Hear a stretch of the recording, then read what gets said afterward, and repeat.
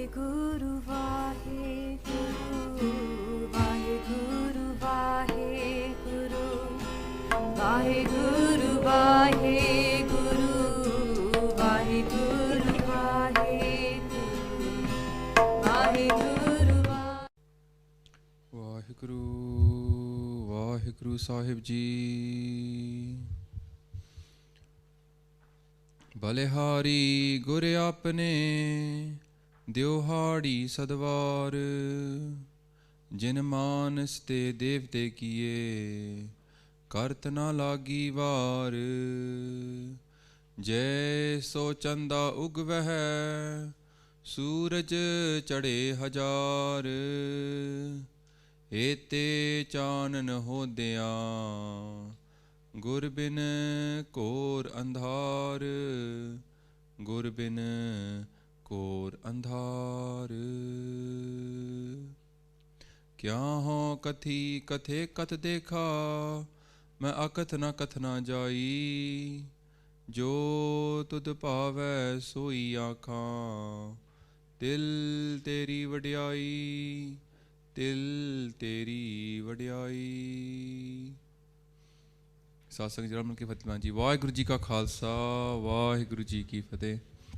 This week we're going to go through Guru from Guru Har Rai Sahib ji all the way to the Guru Gobind Singh ji, not up to the Amrit Sanchar, but just before. So Guru Gobind Rai, before the Khalsa was created. So last week, quick recap. If you missed it, you'll have to wait a long time for the videos to get uploaded. My apologies. But we went through Guru Granth Sahib ji and the history of it and how Maharaj was kind of created, over time. So we went through Ad Granth all the way up to Guru Gobind Singh ji 1705, putting the two together. We looked at that question which comes up a lot: how can a Granth be a Guru? Yeah, because that's a very odd one sometimes for people to understand. We talked about the three forms of Guru and actually the concept of what is a Guru. And really, Guru's role is to enlighten us and give us advice. And Bani can do both those things. We talked about how Bani is not just showing us a path. Like I could write a book and I could show you a path. But that doesn't mean that's going to enlighten you. But Bani, the actual fact that you can read Gurbani and you sing Bani, that is the way. So when you say somebody who's reading Japji Sahib, they're not just reading it to get an idea of what Guru Nanak Dev Ji wanted to say to them. They're reading it in order to become one with the Shabad. And that Shabad itself is God. So when you read that Bani, it can have an effect upon you, a huge effect. That's why we read it every day. Otherwise, you just read it once and you're done, right? You read the idea and you get on with it. It's not like that. Bani's got power in itself. So reading Bani is the way and not just showing you the way. So it's amazing in that sense. We talked about how Guru Granth Sahib Ji is structured. We talked about that it's all poetry and that it's written in Rag. Now, a lot of people don't know what Rag is or how it works. So luckily on this course, if you keep on attending, we're going to get to Rag. We're going to spend a whole session just going through Rag Kirtan, how it works, and really delve into the Tal, the Rag, and why was it made this way. We're probably going to have some music to listen to as well. So it'd be quite cool. And it's just like once in your life, sometimes some people don't even know what it is. At least let's explore it. We looked at how Guru Granth Sahib Ji is structured in the sense that it's actually indexable. Like Sikh to Max. I believe that Guru Sahib knew it was coming. Yeah, because look, any 4 letters of any 4 words, and you find a Shabad straight away. So they had to because it's so similar. They had to have changed words here and there just to make sure that you could index it. Some famous parts, and we actually talked about who is inside Guru Granth Sahib Ji. So obviously, most of the time we're spending in this course talking about the Gurus, but also we went through the Bhagats, who they were, what they wrote, and the background of those people. So if I'm in the way, I'll just move back a little bit. And then we looked at the Pats. These are the poets that were Sikhs. They wouldn't be seen by a Sikh as spiritually enlightened as the Bhagats, but they were praising the Guru. They were like, if I wrote a poetry, but not someone like me, but someone much better wrote a poetry in praise of the Guru. Maharaj took that, and by the very fact that Guru Sahib made it Parvan, that they blessed it, and it's in Guru Granth Sahib Ji, becomes Gurbani as well. Okay, although it's Patta Dibani. And then we looked at a few questions about why is it there's no chapters in Guru Granth Sahib Ji. Why is like it's very hard to understand. Like if you approach Guru Granth Sahib Ji, if you were to say, I'm a scholar and I want to look at this text and find out what Sikhi is all about, it's hard to go in there and say that. And you'd be like, where's the structure? Somebody say, music. You're like, what? Structured by music? Yeah. So it throws people because it's not designed as a text that you're meant to just read in chapters. Guru is in charge. What I mean by that is you pick up any shabad, you don't know what you're going to get. It's not in any chapter. You're not going to get the section on women, the section on living properly. It's just Guru's talking all the time. Wherever you pick up, he tells you what he wants you to know, as opposed to you picking what you want to know about. So it's unique in that sense. And then we looked at Dasam Granth Sahib and Sarablo Granth very slowly. No, very quickly, sorry, not slowly. Very quickly we looked at them. We didn't really go into them in detail. Okay, this week, Guru Har Rai Sahib Ji is the 7th Guru. I say this, I have this slide up because some people don't know the names of the Gurus, yeah? Not some people, a lot of people don't know the names of the 10 Gurus, yeah? So it's a real shame. So Guru Har Rai Sahib Ji is the 7th Guru. Guru Har Krishna Sahib Ji is the 8th Guru. Why I put Bala Pir, it's nice to put a few nicknames. Like we might not know that Guru Sahib had, like Sikhs would refer to them by nicknames. And Bala means child, like Balak is child. And then Pir means that spiritual leader, yeah, like a Guru. So the Bala Pir means the child Guru. Guru Tegh Bahadur Ji is the 9th Guru. And we know that some people say Hind ki chadar, but we got like some of the Sikh writers refer to them as Jagat ki chadar. So I put that up. That's our own ways. They didn't just look. There was the concept of protecting people's freedom. And that applies across the world and not just to Hindus. And then Guru Gobind Singh Ji Maharaj, they've got loads of ways to describe it. Sarvanstani, Bajan Wale, Kalgiyan Wale. Yeah. And then we're going to cover how they became Guru, their life stories, their achievements, and just some Gurbani quotes or things that they said. So let's go through with Guru Har Rai Sahib Ji. So just a quick recap. Before we get to Guru Har Rai, obviously you have to see their father, because how did it flow to them? So Guru Har Gobind Sahib Ji is the 6th Guru. Guru Har Gobind Sahib Ji is the son of Guru Arjan Dev Ji Maharaj, the 5th Guru. Yeah. Now, Guru Har Gobind Sahib Ji is born 1595, and they're Guru in 1606, 11 years old. Cool, isn't it? And we know that Guru Arjan Dev Ji was Guru when they were 18, so she's gone even younger. Now, what was the event that made them a Guru? How did they become a Guru? Anybody want to hazard a guess? Come on, their father was Shaheed, right? Guru Arjan Dev Ji was Shaheed, yeah? Shaheed de Sirtaj. They're Guru for roughly 40 years, okay? From the age of 11 to 51. So one of the longest serving Gurus in terms of, the Sikhi in that time. They have 5 sons, and 3 of those pass away by the time that it comes for them to give up the Gurgaddi. Okay? We'll talk about that in a little while. Baba Gurditta Ji passed away. Baba Atal passed away. Actually, we talked about Baba Atal last time, that he broke the hukum. He brought his friend back to life. And for that reason, he was admonished by Guru Sahib. And in that pain of that being rebuked by his father, he decided to just give up. And he gave up his life.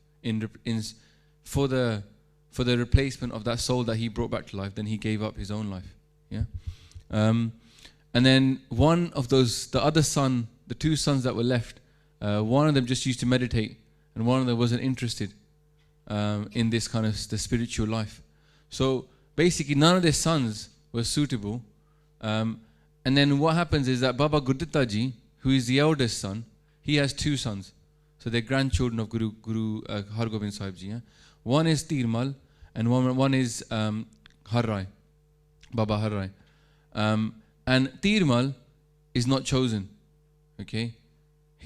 I'll talk about it a second. He made a mistake, and he wasn't chosen. And therefore, so he didn't make a mistake, but he was a bit greedy, he wasn't suitable. Guru Sahib decided that he wasn't going to be right as his grandson, even though he was older. And the Guruship is then given to Guru Har Rai Sahib Ji, who is the younger one. And they're only 14 years old, by the way, okay, when they're given the Guru Gaddi. So I think we have to really re-examine ourselves and how we tend to assume that religion is for the oldies. Yeah. Well, we've got our tradition is that religion, a Sikhi was led by the youth. It was always led by the youth. When people got to about 50, 60, they were like retiring, you know. Now what we've got is when you're 50, 60, you come into power in the Gurdwaras and then you hold on to it until you're pretty much hobbling around, yeah, about to crock off, and then you might say, oh, well, okay, somebody else can take over my seat now. So just a quick note, I'll put this at the bottom so I can't test you on it. But Guru Har Rai Sahib Ji is the grandson of Guru Har Gobind Sahib Ji. We all got that, right?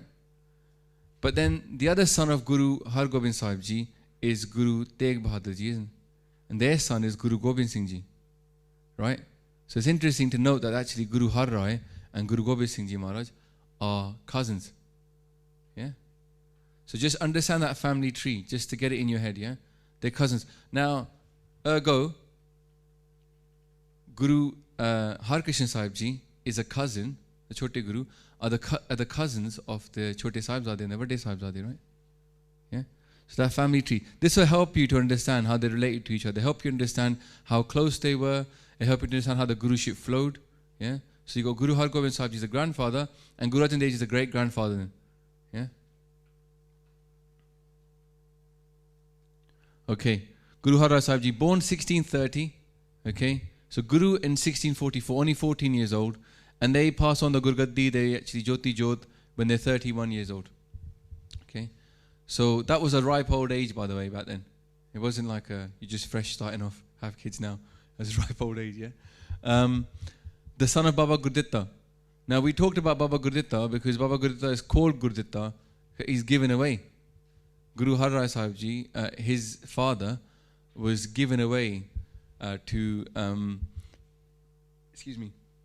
he was given away to the son of Guru Nanak. Guru Nanak's son is still around in the 6th Guru's time. Baba Shri Chand comes to Guru Nanak Dev Ji and says, look, I'm an ascetic. I've never had any kids. I want to have a successor to my lineage of these Udasis. Give me one of your sons. You got 5. And Guru Sahib gave Baba Gurditta away. So it's funny that although he's an ascetic and he lives like, like a sadhu, he is actually still married, because obviously he has kids. He still fights in the battles, right? But he becomes the next in charge after Baba Sri Chand. But his son then becomes the Guru of the Sikhs. Yeah. So this was it's like a parallel. It wasn't pushed away outside of Sikhi. They were like parallel to Sikhi. They just had a different way of doing things, but they weren't shunned from the Sikh community. Yeah. But they weren't Gurmat exactly, but they weren't shunned. They were within what we might call the Santaka Marg, the road of the saints. Yeah, they were still meditating upon God's name. They were still trying to live a decent life, not commit sins. But they weren't in Sikhi proper. They were just sort of, cousins kind of thing. Yeah, some of you guys might have cousins you don't meet that much. Yeah, but they're still your cousins. It's kind of like that. Guru Sahib is married. He has 2 sons. They don't write any Bani. Neither does their father, neither does their son. Okay, so there's 3 gurus there. They don't write any Bani. Okay, they kept up the preaching. Okay, they visit the far off manjis. They carry on appointing preachers to become the guru's representative in an area. Now what we've got now is a total lack of preaching going on. Yeah, and there's no organization.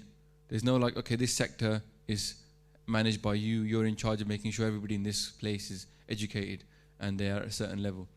So this is how Maharaj used to work. They used to have areas. Manjis used to be like, what you might call Christians probably got something similar, diocese or something, yeah?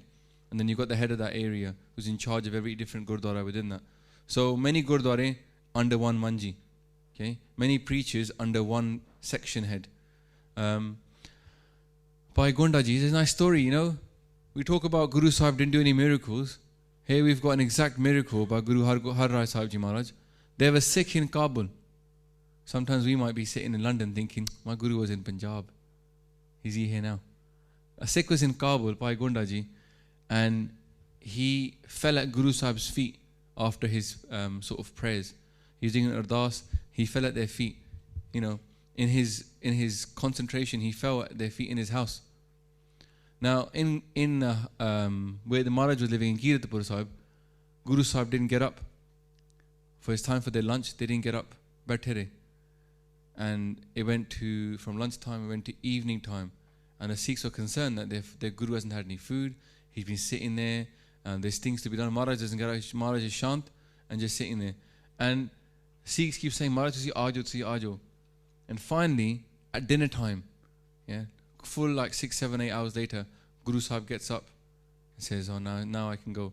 And the Sikhs say, Maharaj, what was that? What was that story behind that? As you might wonder as well.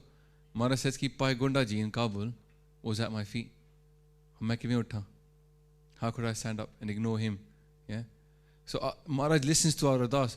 Pai Gonda ji could feel Guru Sahib. Now, I'm not saying that you might say, well, it's man. Pai Gonda ji was obviously at a very high level. And he could feel Guru Sahib. And that energy was there. And Guru Sahib knew that he could feel him. And Guru Sahib wasn't going to get up while his Sikh was there as well. And it wasn't like some kind of fake thing. Pai Gonda ji wasn't doing it out of some kind of, it was pure concentration from his love. Love from his side and love from the Guru's side. Yeah. So Guru really loves the Sikhs in the same way. Yeah. Like a mother and a father.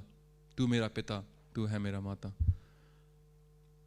So Maharaj also has the army, but they don't have any battles. Okay. They don't have any big battles. There is a little skirmish, defensive skirmish. Sikhs won that. But there was still a standing army. So we sometimes seem to think that, the Guru Sahib might have changed. The army was always the Akal Sena. Don't be scared of this word Sena. It's our word. It means army. Yeah. Now Guru Sahib, now when we teach our kids about the 10 Gurus, we have this song. It's going to come out soon, the 10 Guru song. And when it comes to Guru Har Rai, we give them every Guru gets an action. And the action that we give for Guru Har Rai Sahib is like this, looking after the animals, yeah? It's just good for them to see something new. And that's because Maharaj was actually very kind to nature and very kind to animals. And one thing is that there's a story where their robe, the big chola, they're walking once and their robe just swung by and it hit this flower and it knocked the flower head off. And Maharaj they cried from their eye. Yeah? And the idea being that there's no need to cause more pain. There needs to be, as per the means, you have to sometimes do some stuff.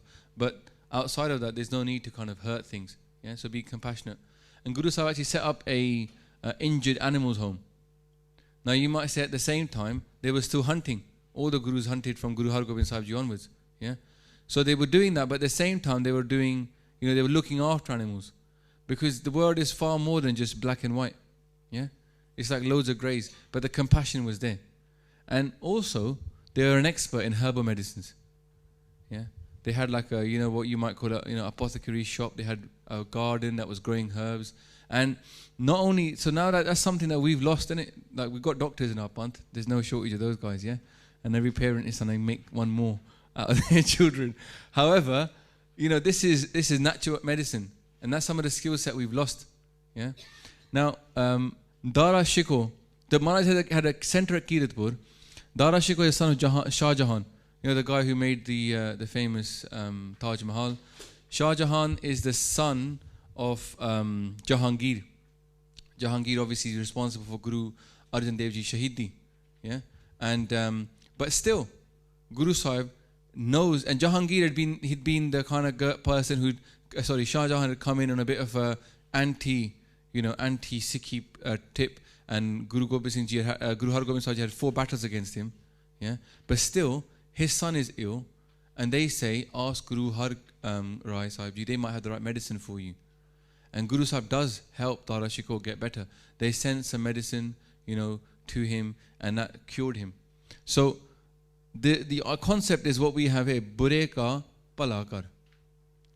That comes from Gurbani. So if someone does bad to you, still do good for them. Yeah. Even if they're a bad person, you could still do something good, because inside them is still the light of God. You still have compassion. Yeah. And the example of that we see with Guru Gobind Singh Ji Maharaj, when they fire arrows, they're putting gold on their arrows, just a little bit. So if that person gets injured, they can still use that gold to get themselves fixed up by a doctor. Or if they die, then somebody can, do their burial or their burning in the correct way, because there's some money left there. What Maharaj said is this. One of their sayings they said is, look, be like the flower. The flower, one hand is breaking the flower, right? Todke kills it and gives it to some, and they're saying, then the other hand is giving the flower to somebody else. But the flower doesn't just give fragrance to the hand that's giving it away to somebody else as a nice thing, because we would think it's nice to buy someone flowers. right? But we're not thinking about the person who cut those flowers, who killed the flower. We don't see that as a bad thing that happened. But that's how the flower got to us. So on the one hand you give, on the one hand you're taking, and yet the flower is good enough to give to both. It gives fragrance to both. Yeah. So like you might say the sun, gives shine upon the good and the bad, or air is breathed by good people and bad people. So we should be like that, giving all the time. So that's Guru Har Rai Sahib Ji. Obviously, a lot of compassion. So that's one of the key qualities that they have. Now, what happens is Dara Shikoh's brother, Aurangzeb, is one. You might have people like him in your companies. Very ambitious fellow. Yeah. At all costs, he wants to be at the top. So what he does is he's the youngest brother. So by rights, Dara Shikoh should be the next person in charge. But he decides to imprison his father, kill his brother, and become the next ruler. Brutal business being in the Mughal kingdom, right? There wasn't much of a loyalty there. So Maharaj helps Dara Shikoh escape from his brother.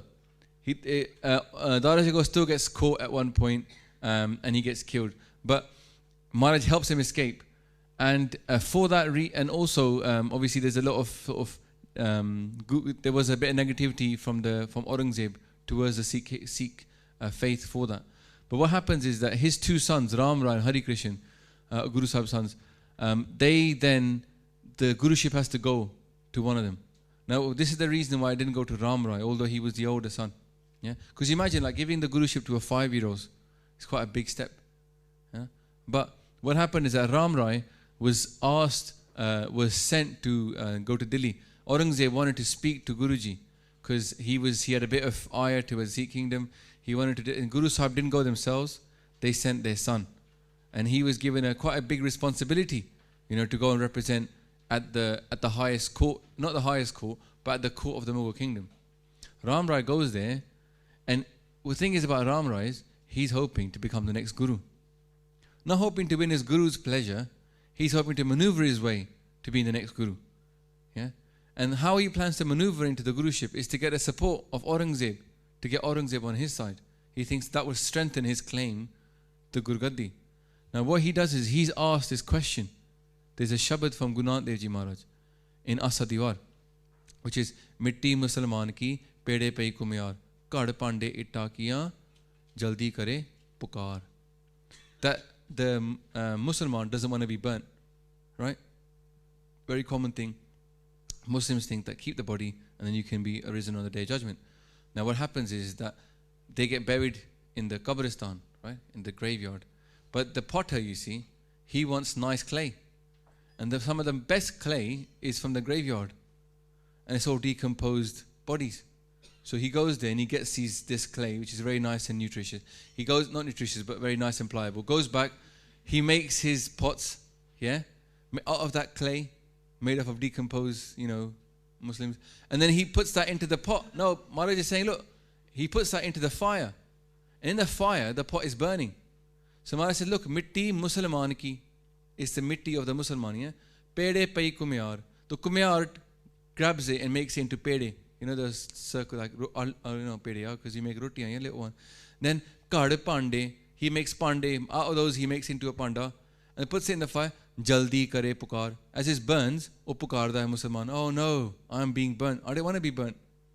So Maharaj criticizes this thing, yeah, that the idea that the body is anything important, which is why we are forbidden to bow down to graves. Yeah, if you didn't know that, we're forbidden to go to any grave place or bow down or pray to anybody who's dead. For not pray to someone who's dead, like you could say like Oba Buddha Ji, or you could, but to go down to a grave and bow down to a grave and ask that dead body there to help you is forbidden. Yeah. So basically Maharaj is criticizing this idea. Now Ram Rai gets a bit embarrassed because it's blatant criticism of Islam there, right? He's like, oh no, it's not meant to be Musliman, it's meant to Beiman. You've got this written wrong. So he actually changes Guru Nanak Dev Ji's Bani. In the Mughal court, he says, no, it's wrong.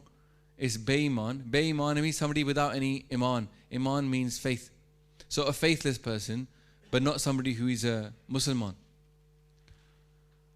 Now and he also does a bit of magically tricks, like it's a proven fact that within the Islamic community, if you can do miracles, then that proves that you are, a holy person. That's why Guru Tegh Bahadurji Ji Maharaj is asked to do a miracle, in the court. So what happens is that he's asked to do he does a bit of magic there. He hopes to get the support of the Mughals. And Guru Sahib heard about what had happened, that he had changed Guru Nanak Dev Ji's Bani, right? Maharaj excommunicated him. He said, I never want to see his face again. So he was out. Yeah. So that's the importance of changing Bani for us. Now the problem, just a quick problem nowadays is, no one knows how exactly Bani is written. Like if I tested the audience now, I'm not going to, by the way, but if I said write down the Mool Mantar exactly how it's written, with every single Onkar, every single Sehari, we might struggle. We might end up with 2 or 3 different versions. Just the Mool Mantar, yeah? Then who's gonna fix up what was it? And the same thing happens when you get to say the whole Japji Sahib. It's really hard. And so the thing is that people used to memorize Bani, but not just memorize it the way that we memorize it now, just to learn to read it. But they would memorize exactly how it was written. That's why it's important to look at Bani. Sometimes with those people that read the part from Romanized, don't just stop and start reading it from the Gurkha. Even if you struggle, you figure it out at one point. Because it's how it's written. And we've kept it the same. So let's not change it. That is our Guru. And Guruji put it there. So if we think we know better than Guru Nanak Dev Ji, we can take out the Siharis and Biharis if we want. But why would you want to think you know better than Guru Nanak Dev Ji? It's Turki Bani. Yeah? So it's a reason for it. So Guru Sahib excommunicates Ram Rai. He obviously doesn't take this very well, by the way. You see he comes up as a bit of a thorn on the Sikh side. But in the meantime, Guru Harkrishan Sahib Ji is now chosen as the next Guru. So Atve Pasha, yeah, they are then 5 years old at the time, and they're given the Guruship. So Guru Sahib, we'll go this quickly. Guru Sahib is born in 1656, and they're 5 years old, 1661, they become the Guru. And they pass on literally 3 years later. So only 8 years old. Yeah. So 3 years of the Guru. So it's not a long time between Guru Har Gobind Sahib Ji and Guru Gobind Singh Ji. They're still grandson of Guru Har Gobind Sahib Ji. Yeah? Because we just see now the Guru Sahib before was only Guru for about 15, 16 years. Next one is 3 years. And Guru Tegh Bahadurji is not there for long either. Yeah. So it's very quick in that sense. The elder brother was very enraged by this. Yeah. He sees, look, my little baby brother's got the Guruship. That's ridiculous, right? So he gets very angry, and he ends up turning Aurangzeb against Guru Sahib. So now the next Guru is going to be questioned as well. They're going to try to test him again, the next one in Delhi. And Guru Sahib is based at Kiratpur, which was established by Guru Har Gobind Sahib Ji, and they stay there. Their father was there as well, and the family was there. So Aurangzeb says, okay, bring the next Guru up. Ram Rai is not going to be the Guru there. I want to meet this Guru. I want to question him. What is he about? But Guru Har Krishan Sahib Ji has been ordered by his father not to meet Aurangzeb. Nahi milna. You're not to go to his court. Not going to meet him, yeah? So Guru Sahib puts it off. But then Raja Jai Singh, he's a Sikh in Delhi. He requests Maharaj to come to Delhi as well. So Maharaj, give us your darshan. So Guru Sahib then agrees to go to Delhi, yeah? And they went there and they stay at what was the home of Raja Jai Singh, which is now Bangla Sahib. Which is, if you go to Delhi and you go to Gurdwara Delhi, that's one of the biggest Gurdwara there. And if you go around the Gurdwara, on the right hand side, they give Pani, right? And that's the story of what happened in Delhi. So I'll go into that in a second. There's a very famous story, and this story is not just famous, but it's very important for us because of what happened as a consequence of this story. Yeah, and when Maharaj was in a place called Panjokra Sahib, which is quite close to where I grew up in India, yeah, and when we used to go there, this is like like one of those like a crossways. It's quite a central area. When they went there, this Pandit was down from Kashmir, and he was very famous. Yeah, this Pandit Lal Chand, that was his name. He used to carry like a little trolley with him full of books because he was a master. Now you know that people have, like, you have these names like Vedi, and you have like Trivedi, Chaturvedi. You know these surnames? That means that you know 4 Vedas, or Trivedi means you know 3 of the Vedas. Yeah. So these are people. So it was your knowledge was measured by how many ones you were expert in, and he was an expert in so many books. He used to pull them along with him. Yeah. So Maharaj, talks about this in Bani, but not him. but they say, "Pad gaddi laddi hai." So he's taken a gaddi with him full of his books. And he said, he laughs at Guru Har Krishan Sahib Ji. Probably they were about 7 years old at the time. He said, how can you be the owner of the seat of Guru Nanak? Guru Nanak Dev Ji is famous by that time. Everybody knows Guru Nanak Dev Ji was the light of God. But how can you be? And he said, he tested Maharaj. He goes, okay, explain to me then. If you are Guru Nanak, then you should tell me the meaning of the Bhagavad-Gita, which is a famous Hindu text. It's very poetical, very mystical. Guru Sahib says, I don't have to tell you. Anybody can tell you if they have Guru's kirpa. Just bring me anybody, I'll help them tell you the arth. And Chaju's like, Pandit Lal Chand's like, wow, this is a great way. He was a bit ahankari, He wanted to sort of make Guru Sahib embarrass them. Guru Sahib said to him, go on then, try your worst, your best, So they got this guy who was a water carrier, Now, water carrying is not exactly a hard job, is it? So he's not going to be a bright lad, let's face it, And he wasn't. He comes along, and all he does is give people pani. Chaju comes along, and he's like, Maharaj said, Chaju, tell him the arth of the Bhagavad-Gita. Chaju's like, Maharaj, me. Maharaj just taps him. Chaju, tell him the arth. And straight away, Chaju opens his mouth, and he does katha of the whole of the Bhagavad-Gita. In an amazing way, the Pandit Lal Chand's like stunned to silence. So you just got to understand, Maharaj has that power. This is what you might call a miracle. But Pandit Lal Chand became a Sikh on that day. That was it. He was convinced Guru Sahib has power. It's not about knowledge. It's about that Brahm Gyan. Books don't mean anything in Sikhi. Right at the beginning, Maharaj says, Sahasyan pala koi, ta ik na chale nan. So here, Pandit Lal Chand becomes a Sikh. Now, why is Pandit Lal Chand important? Because Pandit Lal Chand remains a Sikh of Guru Tegh Bahadur Ji and remains Sikh of Guru Gobind Rai, and then takes Amrit in 1699. Becomes a Singh, Pandit Lal Singh, not a Pandit anymore. But then the Lal Singh now becomes a Shaheed in Chamkor di Gadi, with the elder Sahibzade. Right? When Baba Ji Singh, Baba Jar Singh was Shaheed, so was he. So when people start questioning our Gurus, and they say, I like the first couple of Gurus, first 5, I'm not sure about the next 5. You look at someone like Baba, who was going to criticize 5-year-old Guru Har Krishan Sahib Ji? No one, innit? No one's going to say, they were. But then look at what they do. A Sikh of theirs becomes Shaheed Chamkor di Gadi. So because we don't know our history, it makes people think they can doubt. But the history is clear. Even we see Bhai Mani Singh later on, Bhai Mani Singh is the one, Band Katai. He's asked to be chopped from his wrist and he says, no, start here. Bhai Mani Singh is a Sikh of Guru Har Rai Sahib Ji. And he is there in Delhi with Guru Har Krishan Sahib Ji at that time. So let's go on. So in Delhi at that time, it becomes a smallpox and a cholera epidemic. Maharaj stays there helping the people of Delhi. They stay for quite some time doing seva. And in that time of doing seva, this is why we say this time in Rairas, Sri Har Krishan Ti Aiye, Jis Ditthe Sab Dukh Jaye. Just their presence there in Delhi, walking amongst the people with that divine light that was there, so many people were cooled, their mind and their passion, their pains and troubles, they were lifted by seeing Guru Sahib there. And they served the people, but they fell ill by the same epidemic. And they actually, were going to pass away, Jyoti Jyot. It was in Delhi. And before they knew they were going to go, most Mahapurukhs know they're going to go. And they say to the Sikhs at that time, they say, Baba Bakale. Baba means Guru, like Baba Nanak. So this means the Guru, the next Guru, is going to be in Bakale. So sometimes we think Baba Bakale is a painter called Baba Bakale. It's not. The Baba is going to be in Bakale. And so as they do this, they're cremated in Bangla Sahib. There, And who takes their ashes back to Kiratapur Sahib? It's Mani Singh. Not Mani Singh at that time, just Bhai Mani Ji. Bhai Mani Ji's brother is there in Delhi with Guru Tegh Bahadur Ji when they become Shaheed.